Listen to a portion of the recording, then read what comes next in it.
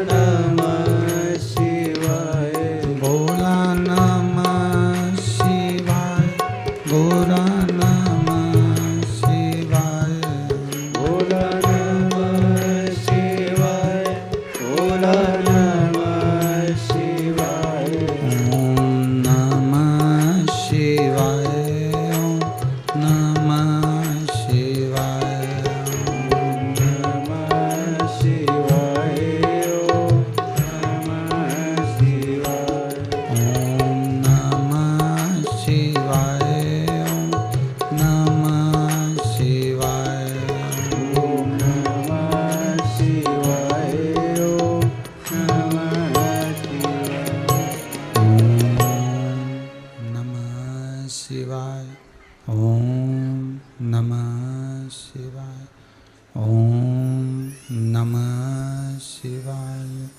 विश्वनाथ भगवान की जय। हर हर महादेव। हर हर महादेव। हर हर महादेव। काशी विश्वनाथ त्रिकालदर्शी कैलाशी अविनाशी ओगरदानी शिव, जिनकी पुनीत पावन शिव महापुराण की कथा श्रवण करने का सौभाग्य अपन सभी को भगवान भूत भावन भूतेश्वर भगवान शिव की कृपा से प्राप्त हुआ है। सावन का पावन महीना ऑनलाइन भगवान की ये पावन कथा जो जगत का कल्याण करने वाली है, जगत का हित करने वाली है, ऐसी पुण्यमय आनंदमय रसमय भगवान शंकर की पावन कथा को श्रवण करने का सौभाग्य अपन सभी को प्राप्त हुआ है। शिव पुराण में से ही शंकर के गले में निवास करने वाले भगवान शिव के गले में सदा सर्वत्र निवास करने वाले वासुकी नाग, जिनको लक्ष्य बनाकर ये पावन शिव महापुराण की कथा को अपन सब श्रवण कर रहे हैं। वासुकी नाग की कथा, शंकर की कथा में ही शिव के उस कंठ पर, शंकर भगवान के उस हृदय के आनंद में विराजमान वासुकी नाग,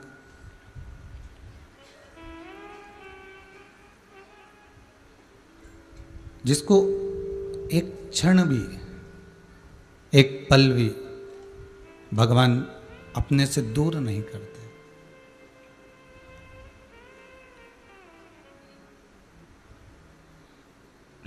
श्रावण के महीने में मैं रघुवंशी परिवार को बहुत बहुत साधुवाद देता हूँ।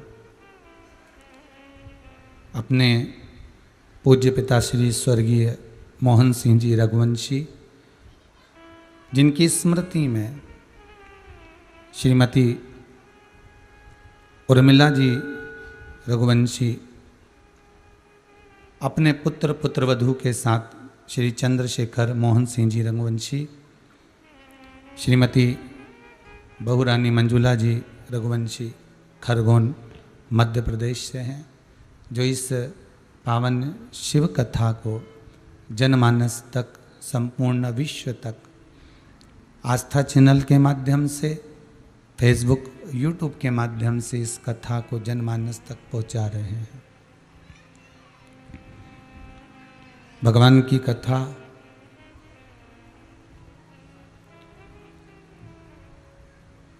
भले रघुवंशी परिवार कथा करवा रहा है, पर रघुवंशी परिवार को अगर प्रेरणा कोई देने वाला है तो वो देवाधिदेव महादेव ही है, कोई दूसरा नहीं हो सकता। आप अगर शिव महापुराण की कथा आस्था चैनल के माध्यम से अपने घरों में बैठकर श्रवण कर रहे हो, अपने बच्चों को भी आप सत्संग में लगा रहे हो, संकीर्तन में लगा रहे हो, भगवती स्मरण में लगा रहे हो, तो ये कोई दूसरा लगाने वाला नहीं, ये स्वयं भगवान शिव ही है, स्वयं भगवान शंकर, कोई दूसरा नहीं लगा सकता।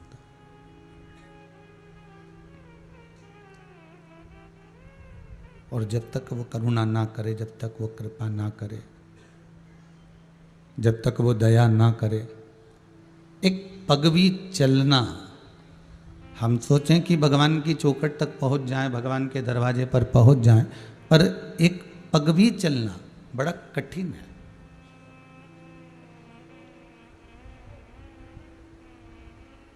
सुख दे रहा है तो वही दे रहा है, और दुख दे रहा है तो वही दे रहा है।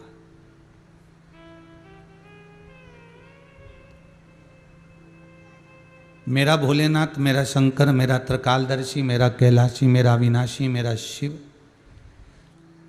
मेरा विश्वनाथ देकर भी परखता है और लेकर भी परखता है।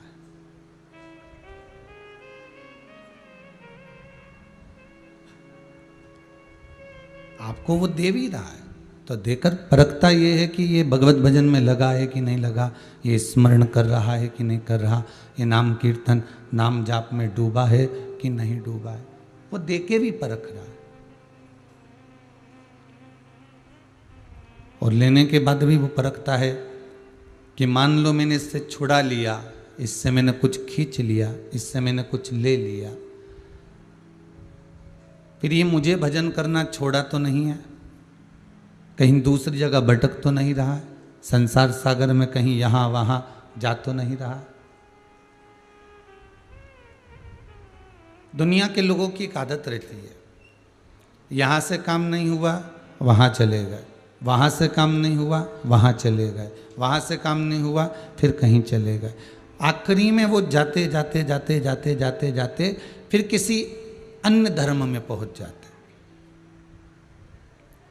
किसी दूसरे धर्म में पहुँच जाते हैं। और जिस धर्म में वो पहुँचते हैं फिर वहाँ थोड़े दिन तक तो ठीक है, आपको अच्छा लगेगा ना लगेगा वो अपनी जगह पर है, पर उसके बाद जीव नष्ट हो जाता है,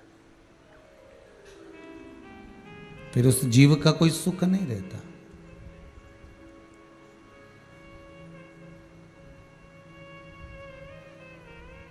हिंदू धर्म को छोड़कर जिस धर्म के अंतर्गत स्वयं राम जी महाराज प्रगटे हैं, जिस धर्म के अंतर्गत स्वयं भगवान कृष्ण प्रगटे हैं, जहाँ स्वयं परमात्मा का निवास है, ऐसे हिंदू धर्म के भीतर अगर हमारा जन्म हुआ है तो भगवान को बहुत बहुत धन्यवाद देना कि तूने अच्छे धर्म में हमें पैदा किया।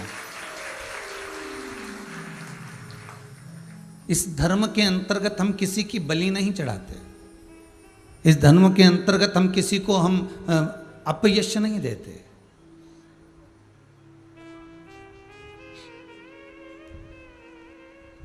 इस धर्म के अंतर्गत हम दिन रात भगवान का भजन करते हैं, स्वयं भी करते,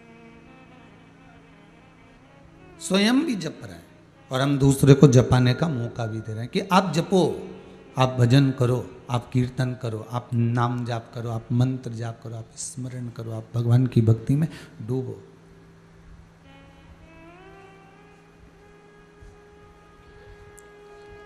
सारी इंद्रियों में सबसे विचित्र इंद्रिय है नेत्र,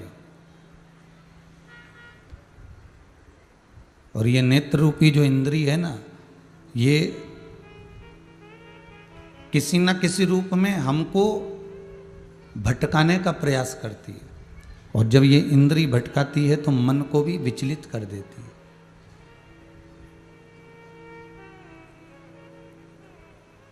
थोड़ी देर आप मंत्र जाप में बैठे हैं, भगवान की कथा सुन रहे हैं, भगवान का स्मरण कर रहे हैं, भगवत नाम में डूबे हुए हैं, भगवत नाम कीर्तन में डूबे हुए हैं, चित्तवृत्ति आपकी परमात्मा में लगी हुई है। थोड़ी देर तक लगे फिर ये नेत्र कहीं और भटक गए तो फिर कथा में मन लगेगा।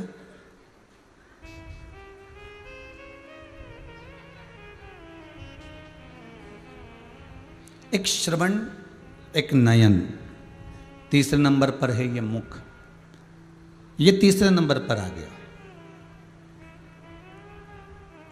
मेरे राघव जी महाराज, मेरे राम जी महाराज ने, मेरे ठाकुर जी ने, मेरे राघव जी ने शबरी अम्बा को जब ज्ञान उपदेश दिया तो सबसे पहले ये कहा कि प्रथम भक्ति संतन कर संगा, और दूसरी रति मम कथा प्रसंगा। संतों के सानिध्य में पहुंचकर कुछ सत्संग किया जाए।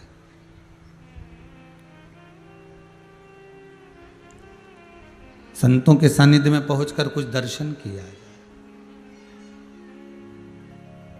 और जब संतों के सानिध्य में पहुंचकर हम दर्शन करते हैं संतों का, तीर्थों का, भगवंतों का, भजन का, स्मरण का, हम जब भगवान का दर्शन कर रहे हों, संत का दर्शन कर रहे हों, तीर्थों का दर्शन कर रहे हों, तो व्यक्ति के आधे पाप तो यूं ही क्षीण हो जाते।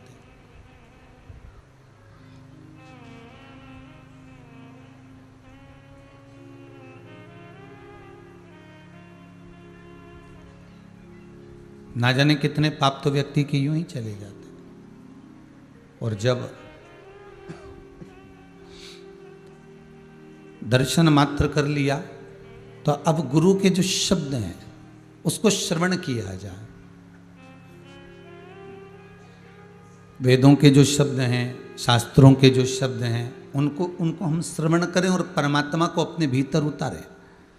एक नयन, एक श्रवण, ये परमात्मा को अपने भीतर उतारने का एक बहुत सुंदर भगवान ने एक लक्ष्य निश्चित कर दिया है, कि एक तत्व निश्चित कर दिया है कि आप इन नेत्रों के द्वारा, आप इन भगवान के श्रवण के द्वारा आप भगवान को अपने भीतर उतारो।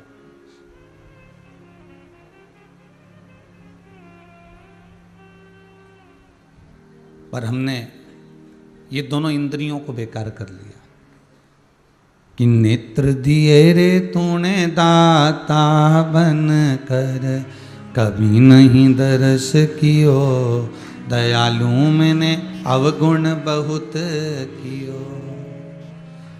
श्रवण दिए रे तूने दाता बन कर, कभी नहीं सत्संग कियो, दयालु मैंने अवगुण बहुत कियो। मुख तो दिया रे तूने दाता बन कर, कभी नहीं भजन कियो, दयालु मैंने अवगुण बहुत कियो। फिर संसार सागर में आने के बाद हमने करा क्या? तो इस संसार सागर में आने के बाद हमने एक काम करा कि कोरा कोरा कागज काली काली शाही, 10 को 20 कियो, दयालु मैंने अवगुण बहुत कि। इस संसार सागर में जन्म लेने के बाद, ये मानव का शरीर मिलने के बाद, ये मनुष्य की देह मिलने के बाद में हम परमात्मा से केवल हमने कुछ मांग कर एकीकृत किया, केवल हमने जोड़ा है।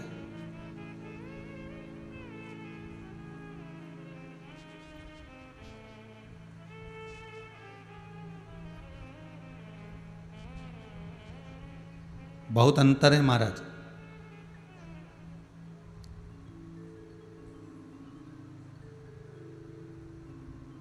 धन की सबसे बड़ी महत्वता है कि पूरा परिवार एक जगह पर बैठकर भोजन करे। दुकान भले तुम्हारी 10 हो, पर तुम्हारा स्थान एक हो।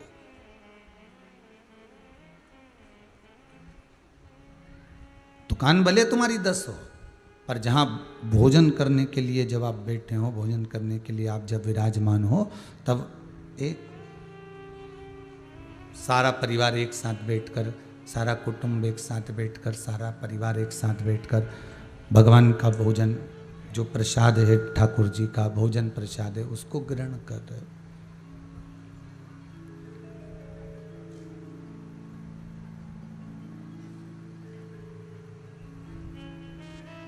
अब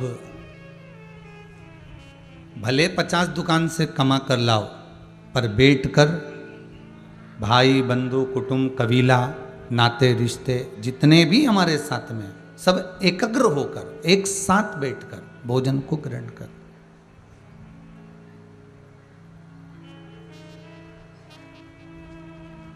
शिव महापुराण की कथा बड़ी सुंदर भाव व्यक्त करती है, शंकर की कथा बड़ा सुंदर संवाद कहती है कि आप जायदाद भले बांट लो, प्रॉपर्टी भले बांट लो, पर निवेदन इतना सा है, पर मन मत बांटना।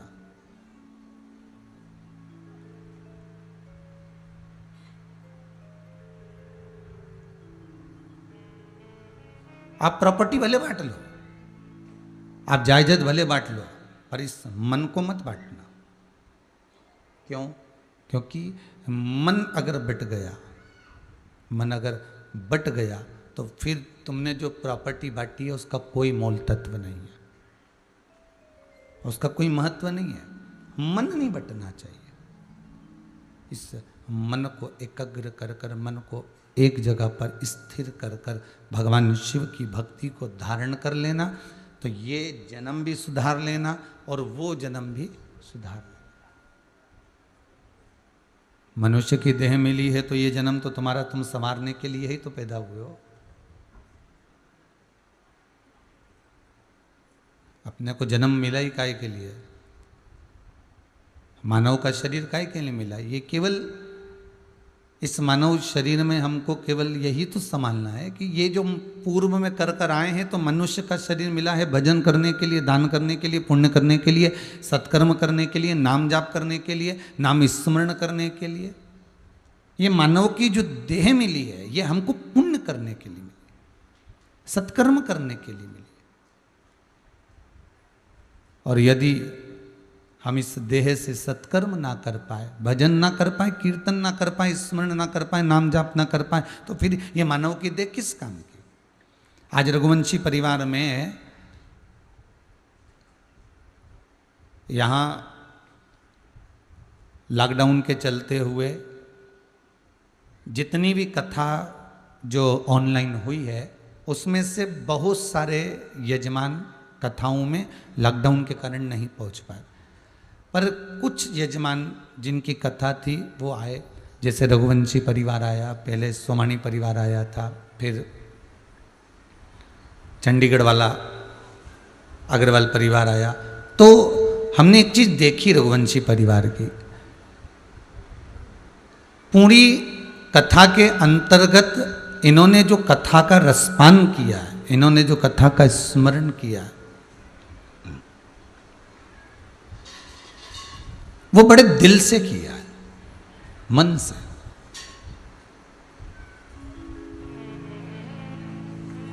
और सबसे बड़ी प्रसन्नता की बात तो यह है कि अपने घर की बुजुर्ग माता को भी साथ लेकर चलना और उस भक्ति में, भगवान के उस अविरल आनंद में उनको भी अग्रण्य रखना, ये शिव कृपा ही है। घर का एक व्यक्ति अगर भगवान की भक्ति में रमा हुआ है, घर का एक व्यक्ति अगर भगवान के भजन में रमा हुआ है, घर का एक व्यक्ति अगर परमात्मा के स्मरण में रमा हुआ है, तो उनसे निवेदन है कि वो धीरे धीरे कर कर भगवान से ये प्रार्थना करना कि मेरा ये पूरा परिवार, मेरा कुटुंब, मेरा कबीला, मेरे भाई, मेरे बंधु, मेरे सखा, मेरे नाते, मेरे रिश्ते, मैं इनको कैसे भी कर कर भगवान की भक्ति में जोड़ दूं। मैं भगवान के स्मरण में इनको ले जाकर छोड़ दूं। और जब हम भगवान की भक्ति की ओर आगे बढ़ें, जिस समय पर हम भजन करने बैठे, जिस समय पर हम स्मरण करने बैठे, तो चार दूसरों की जरूरत ना पड़ते हुए हमारे परिवार के व्यक्ति ऐसे हो जाएं कि जिनके साथ हम बैठकर भगवान की भक्ति में निरंतर डूबे हुए, निरंतर डूबे हुए।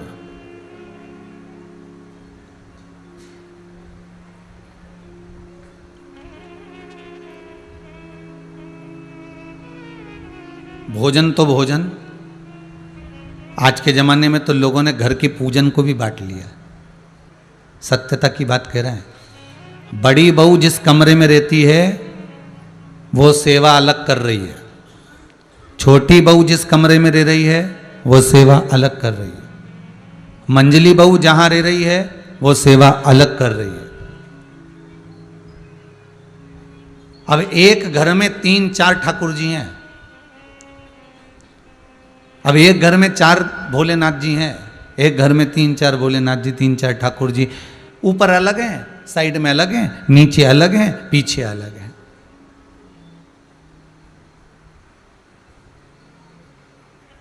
बहुओं ने जिस भाव से रख रखा है, बहुओं ने जिस भाव से विराजमान कर रखा है, हम मना नहीं करेंगे। हम कहेंगे कि बहुत प्रेम से करो, सेवा कर रही हो, आप आपके कमरे में कर रही हो, मना नहीं। आपके कक्ष में कर रही हो, वो भी मना नहीं। आप जहां जाकर कर रही हो, वो किसी चीज की आपको मना नहीं है। आप बड़े प्रेम से करो, बड़े आनंद से करो।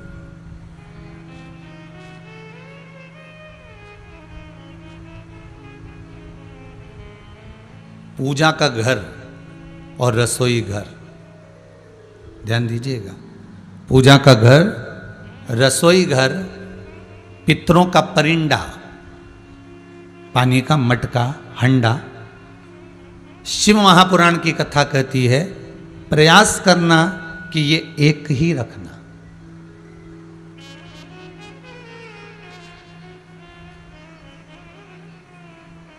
कम से कम तुम कितना भी झगड़ा कर लो, कितना भी लड़कर चले जाओ, अपने अपने कमरों में जाकर बैठ जाओ, कम से कम पूजन के समय पर जब इकट्ठी होगी तो 2 बात बोलने में तो आएगी ना।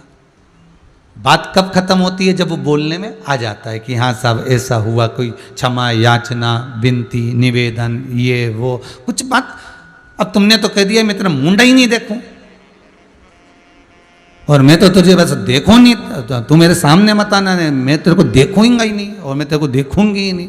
अब ये संवाद जब सामने आ गया तो बस कि वो तुम्हारा मुंह नहीं देखे तुम उसका मुंह नहीं देखो, बात कैसे खत्म होगी?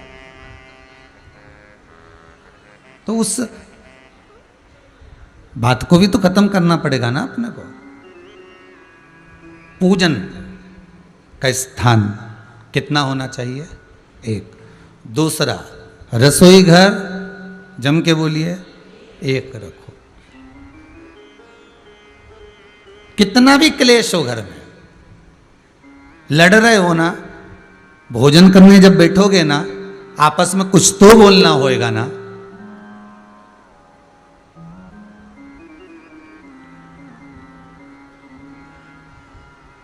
मेरी तो इसके साथ बिल्कुल नहीं पटे, मैं तो अलग भोजन बनाऊंगी तो बनाऊंगी।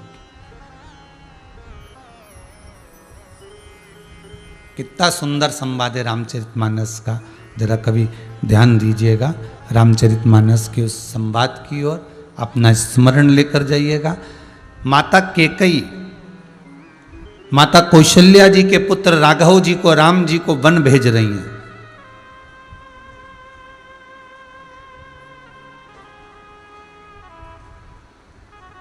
माता कौशल्या जी ने राम जी से पूछा, तुझे वन किसने भेजा है? पिताजी ने। तो रुक, कौशल्या जी कहती हैं मैं भी जाती हूं, दशरथ जी को मना करूंगी वो तुझे जाने नहीं देंगे। राघव जी ने एक बात कह दी, मां वन जाने की आज्ञा पिता की है, पर माता केकई ने वचन में मांगा है।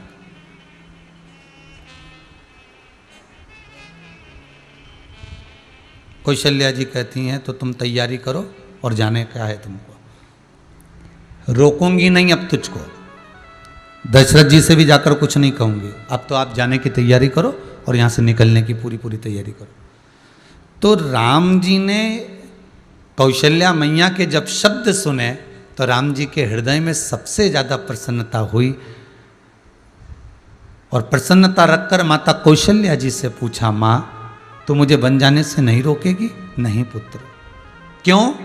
कौशल्या जी कहती कि दशरथ जी अगर वन भेजते तो मैं तुझे रोक सकती थी, पर जिस माता ने तुझे गोदी में खिलाया है, तेरी बहू का पहली बार मुंह देखा तो अपना शीश महल केकई ने दे दिया है।